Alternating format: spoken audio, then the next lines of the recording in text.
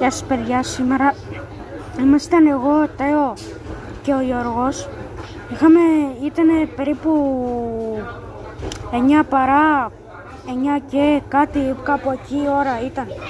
Και είχαμε πάει σε αυτό το εγκαταλειμμένο ή μυστικό κρυφό μέρος. Λεγόταν La Pizza και ο Γιώργος έλεγε ότι υπάρχουν εκεί γύφτοι και σφάζουν μικρά παιδιά και τέλος πάντων. Οπότε πήγαμε εμείς οι τρεις και μετά ακούσαμε κάτι βήματα, ακούσαμε κάτι στα χόρτα, οπότε τράξαμε για τη ζωή μας. Εγώ ήμουνα με τα πόδια του, μεταξύ εκείνοι οι δύο ήταν με το ποδήλατο. Συγγνώμη. Και μετά συμμαζέψαμε μια ομάδα, αλλά διαλυθήκαμε. Κάποιοι έλεγαν ότι δεν είναι αλήθεια, κάποιοι έλεγαν ότι δεν το πίστευαν τέλος πάντων.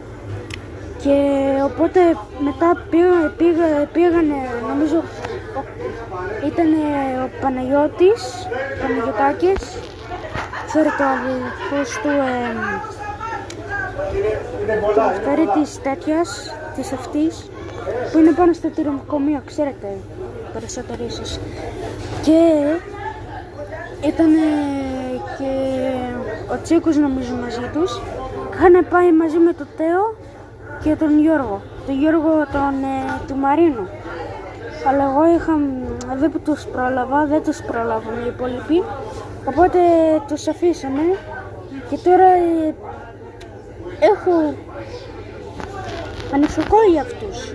Οπότε, αν το δείτε αυτό το βίντεο, παρακαλώ, καλέστε βοήθεια.